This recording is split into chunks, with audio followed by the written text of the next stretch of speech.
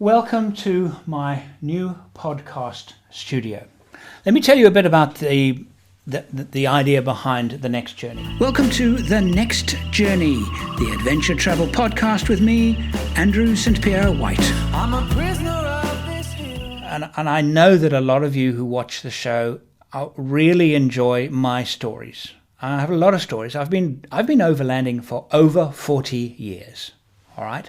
I did the first proper overlanding, and when I say overlanding, I'm talking about an expedition style trip in 1975 with my parents and my brother, and it was in Botswana.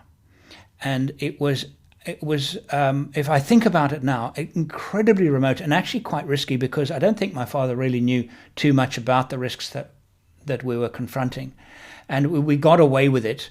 But it sowed a seed that grew and grew and grew, and I do this for a living, and I have been doing it for a living for close on 30 years. After I left school, while I was at school, did a number of amazing trips with my parents, I became a commercial film editor. I would edit commercials. I did some dramas and did some documentaries, but it was mostly commercials, and I won awards for my editing in New York, in Cannes, and in South Africa. And so I was good at editing. I realized quite early on that I had a knack and I had a skill set, which was I'm good at editing. That has translated into now I do these off-road and overlanding shows. It means that I'm good at telling stories, because that's what editing is, it's telling stories. And so people love my stories. And so I've kind of combined that history of film with my love of the outdoors and love of these experiences. But these are just my stories. What about those other people? The people that I've interacted with through my life have some amazing stories to tell, and I want to try and tell their stories. The Next Journey is about adventure travel and everything that could possibly be associated with adventure travel, whether it be on sailing boats, four-wheel drives, yacht, piano with wheels, doesn't matter. Anything that can take you out of your comfort zone a bit, and the cleansing and, as I said, the spiritual power of travel is the next journey. The first episode, which will be live next week, is a chap by the name of Rob Barton, and I think this is typical of the kind of show that I'm going to be producing here. Rob Barton is the first man alive to have rowed a boat unsupported from mainland Australia to mainland Africa. And I had him in my studio. What a fascinating story to tell. Absolutely wonderful. This is the kind of story that I want to share with you. And I'm going to start by, right now, episode 1, with a story of my own, which has not been told. And that is how I ended up in jail in, of all places, Norway. This was 1981. A lot of you that know my show know that I wear a Rolex Submariner watch. And I bought this also in 1981. I was 21 years old. And the reason why I mention the watch will be apparent soon. My good friend and I, his name is Dirk, we're still in contact. He lives in Cape Town. I live in Perth, Australia. We decided to go and do a trip overseas, and we were going to go and do it on the cheap, because really I was an editor at the time. I think I was an assistant editor at the time, 21 years old. I might have just been a junior editor at the time. And we headed off. The first time I had ever been overseas without my parents, and we got on a 707 and we flew to Amsterdam, got off the plane. We had backpacks. We were doing a kind of a backpack, cheap $1 a day type trip. And we ended up at Amsterdam at what they call the aliens office. Now, this was where you went when you could find no accommodation anywhere. We arrived, and I remember it was quite late in the evening, and stood around in the alien's office to try and get some cheap hotels, and there was nothing available. There was absolutely nothing available. And we were literally thrown out at 8 o'clock in the evening. We were thrown out. Sorry, we can't help you. And I said to Dirk, we're still going to be alive tomorrow morning. We just need to be smart. We're on the streets of Amsterdam, a city that we don't know. Let's go to a place where it's well lit. In other words, not a dark alleyway. We will go to a place where there are lots of people. And maybe even if we lean up against a bus shelter or something like that, we can catch a couple of hours sleep. No sooner had we decided to do this and were thrown out on the street, 2 girls came up to us, and they were probably German or Austrian, not sure at the time, and don't remember that clearly, but they didn't speak good English. They spoke a very broken English. And they said, we have nowhere to go, we're scared. And we said, well, we're the same. We're exactly the same. We've got absolutely nowhere to go. So maybe being in a bigger group would be safe for all of us. And of course, let's tag along, and we got talking, limited conversation. And then this man walked up to us, plain clothes, ordinary clothes, and he said, what are you doing? And I kind of stood up and said, we're tourists. We arrived at the airport today, and we have nowhere to stay. We've been told by the aliens office that there are no hotels.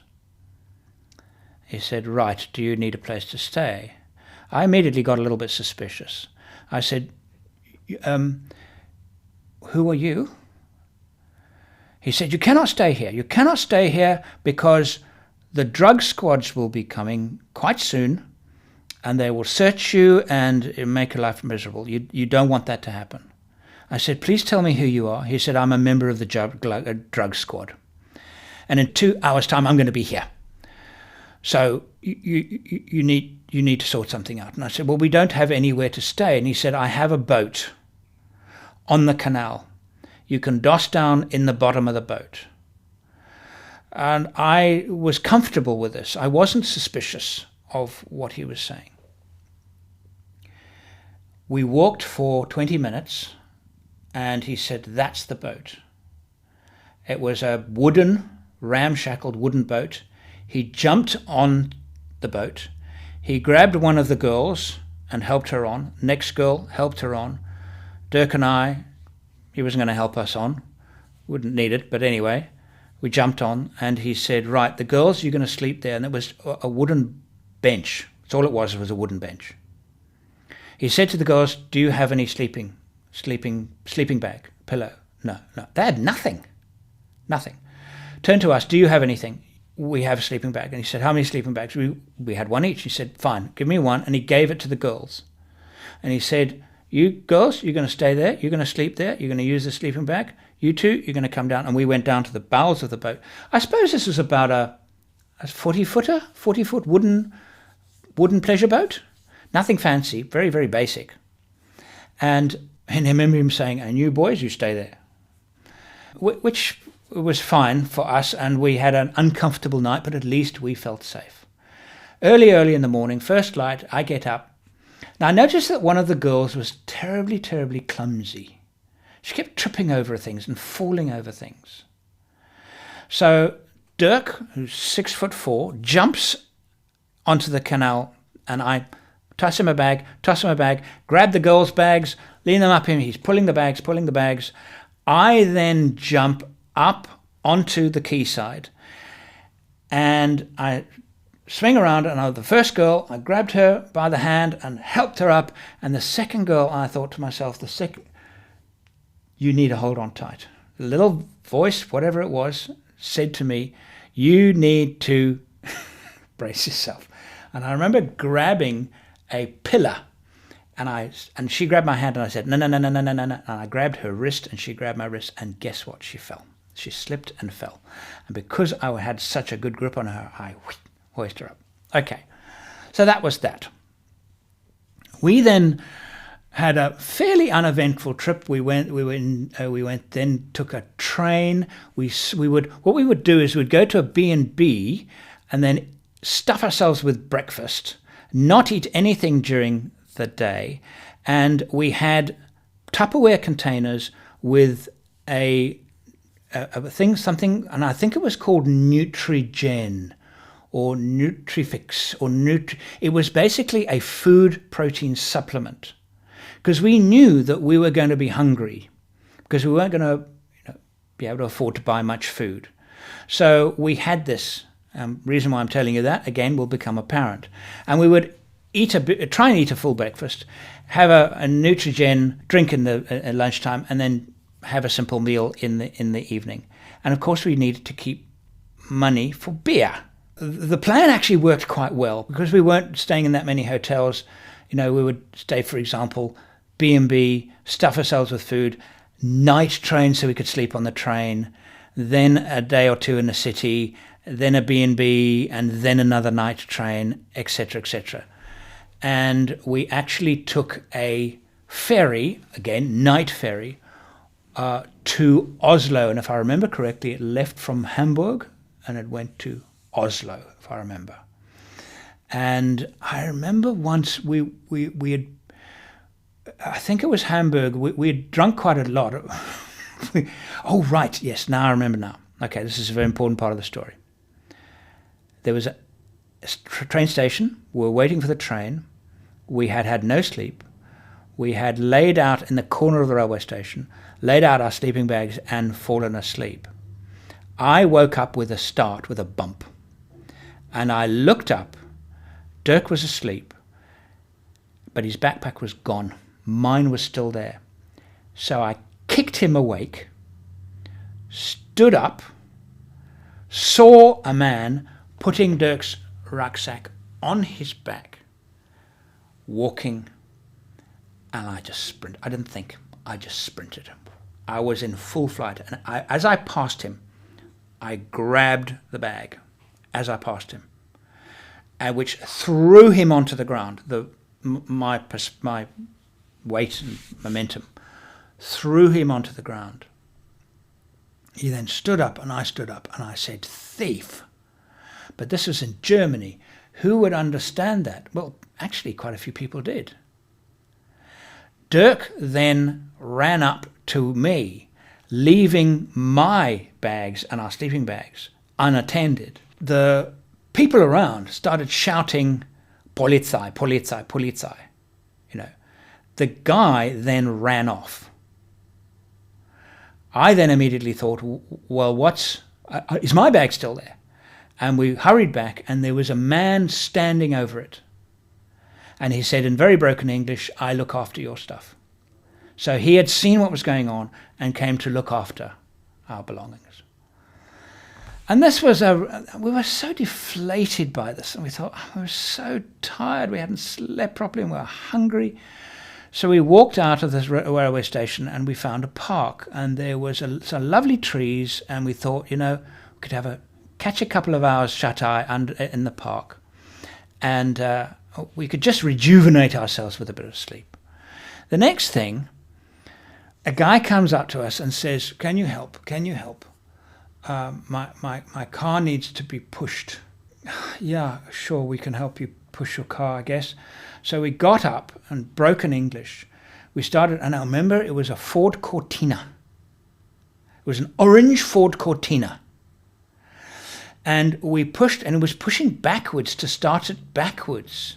But then he was kind of in the car and out the car, and I was trying to say to him, "Get in the car and steer and put it in reverse, and we can just push you a little and you can start the car." It wasn't going to be a difficult start. But he wouldn't get in the car. He was also trying to push and steer. The car started accelerating, and now he couldn't get into the car. And the door that was hanging open, hooked on a post, was ripped right backwards. It was a complete calamity, and this guy now started shouting at us and everything. And anyway, so we went back, and we then decided, well, the sleep isn't going to work. Let's go and drink some more beer, which we did, which you do when you're 21 years old. We got on to a ferry from Hamburg to Oslo, and we decided, well, we have to make the evening last. We were sleeping on the basic accommodation on the slip. I think it was just on the ship. It was a big open place where you could just plop your sleeping bag down. No beds or anything, but at least there was a space for people like us with no money and traveling Europe on a dime a day. And so sat in the lounge, and we would drink half beers, and we reckoned, well, the whole evening, all we could actually afford was maybe 3 beers each, but they would have to be half pints because we couldn't afford any more. And some Danish people who came and said hello to us and asked us what we were doing. We told them we were traveling. And they said, would you like some beer? Oh, yes, please. Because they could see by the way we were dressed that we had no money, and bought us beer. And they actually bought us 2 beers that night. And they didn't interfere with us. They just, when our beers were down, they came along and just bought us a couple of beers. They were very, very nice. Very, very nice of them. And we had a lovely evening, actually. And we ended up, and we slept on the boat and ended up in the morning in Oslo, where we looked around a little bit. Lovely. I remember we had actually our best of all of the accommodations on our entire trip was in Oslo. We had a B&B in Oslo, and we just walked around the city, real touristy things. And then we got on a train and our destination was Bergen. What magnificent scenery. This was in May.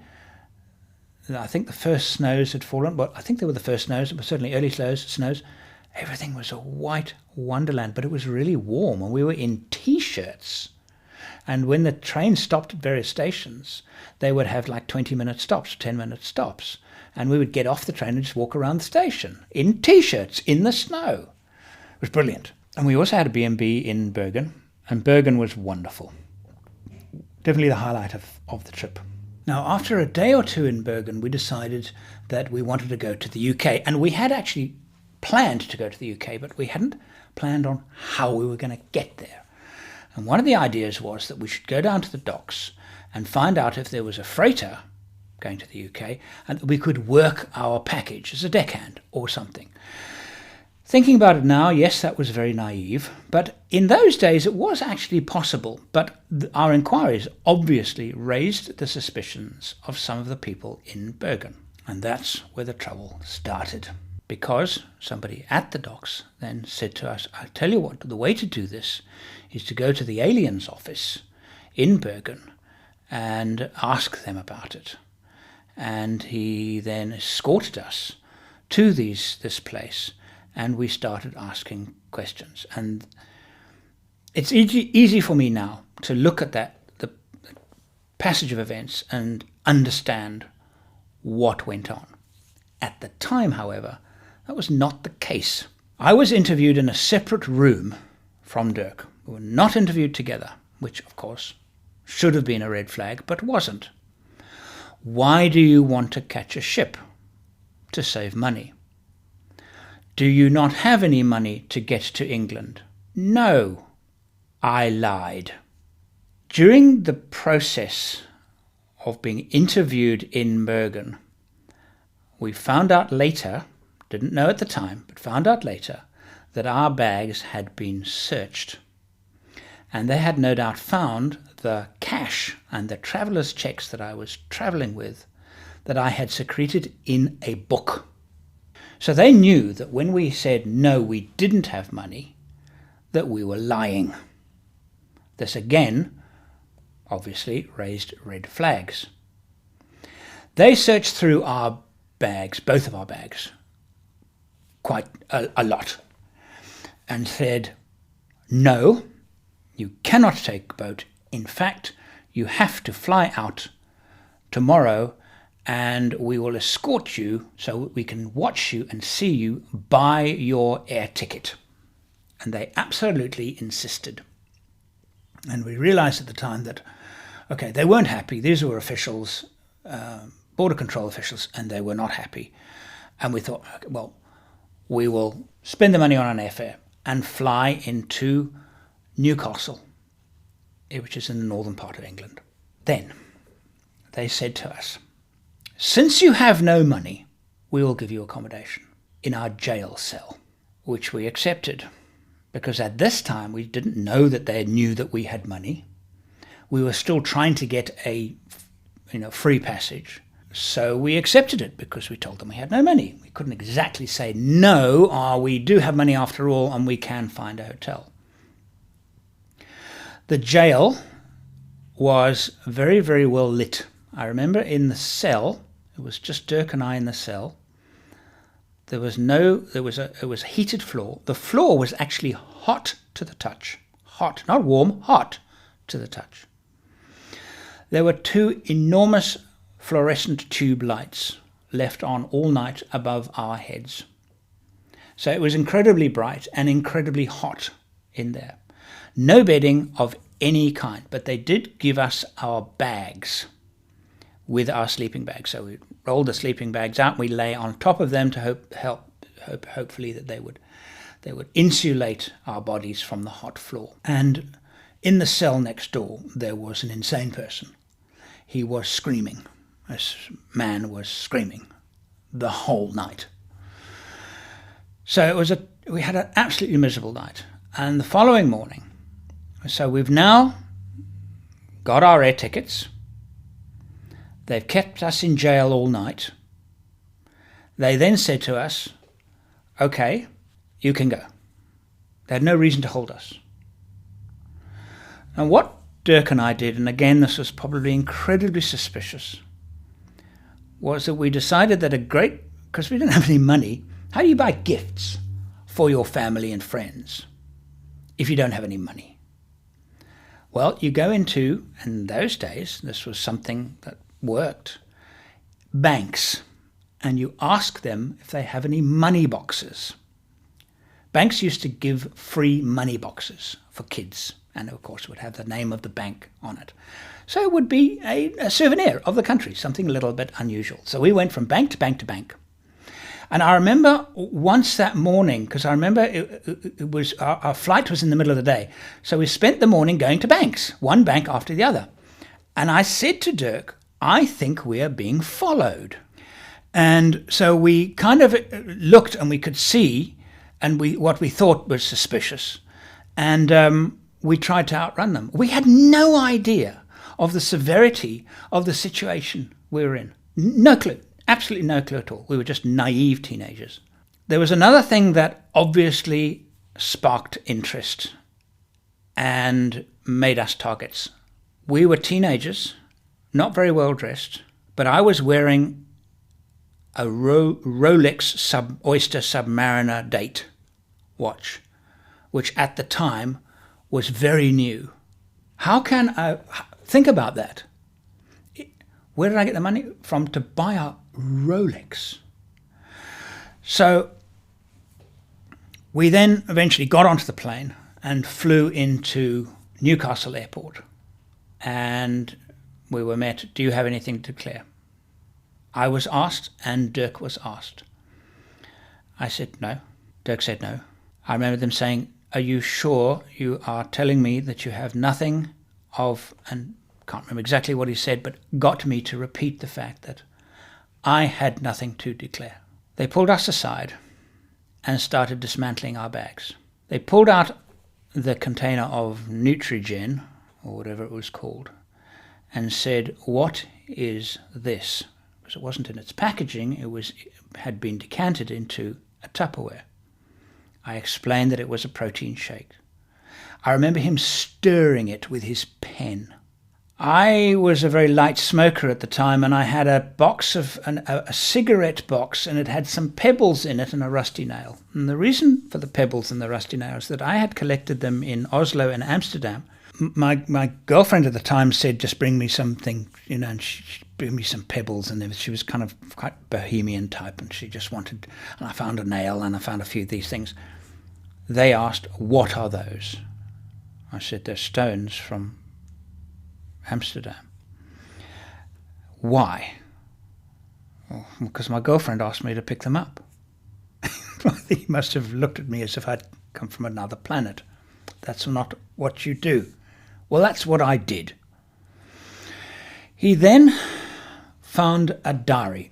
Now, at the time, I kept a diary. Daily events. When something interesting was happening, I would keep a daily diary. And I wrote, again, looking back at it now, it's a bit ridiculous what I wrote, but I wrote the following words. Collected the stuff from Dirk's place and then left work early. He said, what's the stuff? Now, it was a very small diary. I couldn't spare space to write the word Nutrigen. So I wrote stuff. Or, like now, I can't remember exactly what it was called. It was Nutri something. So I wrote the word stuff, and they kept on coming back again and again. What is this stuff? And I kept on saying, it's that stuff. It's Nutrigen that Dirk had organized, and I had to collect it or something. I don't remember the details now, but that was the truth. They did not give me a full cavity search, but they did do a cavity search on Dirk. They, for example, told us, they took the camera and they said, does the camera work? And I said, yes, it does. It does work. And they said, we need to open it up. And I said, well, that's fine. And then I wound the film into its container so it wouldn't, what I'd taken pictures of wouldn't be destroyed. And they then kept that aside, and they put it aside. I'm sure that they were going to perhaps use it as, I don't know, difficult to know right now why they put it aside, but obviously they were suspicious of it. I then had to open the camera and prove that it worked. Obviously it did. Our backpacks were dismantled. The tubes, all the tubes, even the tubing was dismantled. And they blew air through it with their mouths to make sure that there was no obstruction. In other words, nothing stored in. Why they didn't just x-ray it, I don't remember at this moment. They went through our belongings with an incredibly fine tooth comb. The man then said to me, what route did you come? And I explained that it was from South Africa, Amsterdam, Hamburg, Oslo, Bergen, UK. He said, that's a very strange route. And I remember my reply was, I don't know what you mean by strange. It's a logical route. This way, I do a big arc of Europe and I don't have to cover the same tracks twice. I don't understand why you think it's strange. He went, oh, yeah, actually does look quite a good route. I remember him saying that to me. He said, right towards the end of it, they had only found these little stones. That's the only suspicious thing that they had found. He said, what are we looking for? And I remember answering without hesitation. I said, drugs. He said, why drugs? I said, well, okay, I live in Johannesburg, and if you want to buy drugs, it's really not difficult to buy drugs. In Amsterdam, they want to assault you if you don't buy the drugs from them. And so it has to be, what else could it be? It has to be drugs. He said, do you do drugs? And I said, no. And it was the absolute truth. I said, I'm just completely not interested in drugs of any kind. No, nothing. And I think he believed me, because by that stage they had found nothing. I said, what are you looking for if it's not drugs? He said, diamonds. And I remember thinking and saying to him, so South Africa is a diamond producing country. Amsterdam is the capital of the world diamond cutting industry is in Amsterdam. That's all I can think of. And he picked up the stones and he said, those were discovered by the aliens office in Bergen, and they called us. And they said, we've got these two young guys coming off the flight that asking to take a working freighter to the UK, wanting to avoid ordinary transport systems, which in itself is suspicious. They then found the stones and put 2 and 2 together and got 112 instead of 4. And they let us go. And that is how I came to spend a night in jail. We had been at the airport for a tad under 4 hours during the searching process. This is Newcastle Airport in the UK. And I said to the guy, I said, we've missed our free coach into town. There's no other public transport running now. What are you going to do about it? He said, nothing. Your problem, mate. We're going to do absolutely nothing. You're on your own. That ticked us off a lot, actually, because they could have actually done something. They could have done something because we were completely innocent. And we look back on it now and think to ourselves, of all the stupid things that you can do, we did most of them because we were naive. We were just completely naive. But it makes a great story to tell. And if I think about my events that have taken place during air travel and cross-border travel, that is without doubt the most bizarre. I hope you've enjoyed my little story. There are lots of wonderful stories ahead. You'll find them on the Next Journey podcast broadcast here, where you found this one, and where all good podcasts are broadcast. Weekly, on Sundays, The Next Journey. See you next time.